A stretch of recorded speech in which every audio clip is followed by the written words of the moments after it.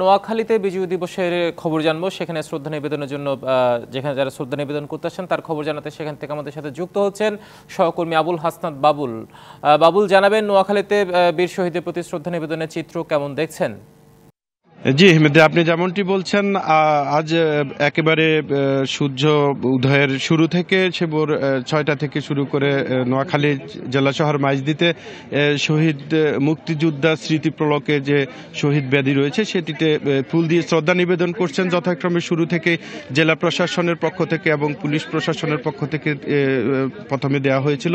ভোর 6টা থেকে শুরু হয়েছে শ্রদ্ধা নিবেদন, কিন্তু এখন পর্যন্ত আপনারা ক্যামেরায় দেখতে পাচ্ছেন এখন পর্যন্ত সেই শহীদ বেদিতে ফুল দিয়ে শ্রদ্ধা নিবেদন করছেন বিভিন্ন স্বেচ্ছাসেবী সংগঠন, বিভিন্ন সরকারি বেসরকারি বিভিন্ন সংগঠনের পক্ষ থেকে শহীদদের প্রতি শ্রদ্ধা নিবেদন করা হচ্ছে।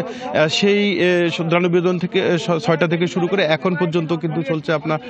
আমরা যদি আপনাদেরকে ক্যামেরায় একটু দেখাই, এখনো কিন্তু অনেক সংগঠন কিন্তু আসছে, বিভিন্ন রাজনৈতিক দল কিন্তু আসছে, বিএনপি, তারপরে আপনার জামাতে ইসলামের বিভিন্ন লোকজনও কিন্তু আমরা আসবে, জামাতে ইসলাম আসার সন্ধান পেয়েছে। এছাড়াও বিভিন্ন এনজিও সংগঠন যেগুলি রয়েছে সেগুলি রয়েছেন, এখনো অপেক্ষমান অনেকেই রয়েছেন যে শহীদদের প্রতি শ্রদ্ধা নিবেদনের জন্য এখনো অনেকেই ফুল নিয়ে অপেক্ষা করছেন।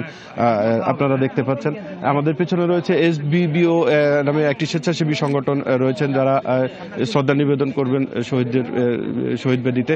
তো নোয়াখালীতে সেই সকাল থেকে শুরু করে এখন পর্যন্ত শ্রদ্ধা নিবেদন শহীদ বেদিতে চলছে। পাশাপাশি জেলা প্রশাসকের সাথে আমাদের সাথে কথা হয়েছে, তিনি যেমনটি জানিয়েছেন আজকে বিজয় দিবসকে কেন্দ্র করে কিন্তু নোয়াখালীতে ব্যাপক প্রস্তুতি নেওয়া হয়েছে, ব্যাপক প্রোগ্রামের আয়োজন করা হয়েছে। কিছুক্ষণ পরে জেলা শিল্পকলা একাডেমিতে বিভিন্ন চিত্রাঙ্কন প্রতিযোগিতা অনুষ্ঠিত হবে। এছাড়া এই বিজয় দিবসকে কেন্দ্র করে নোয়াখালীর আইন শৃঙ্খলা পরিস্থিতি নিয়ন্ত্রণে রাখার জন্য পুলিশ প্রশাসনের পক্ষ থেকে ব্যাপক প্রস্তুতি গ্রহণ করা হয়েছে। তো সার্বিক বিষয়ে আসলে খুব আনন্দ উল্লাসের মধ্য দিয়ে এই নোয়াখালীতে প্রশাসনের পক্ষ থেকে বিজয় দিবস উদযাপন করা হচ্ছে।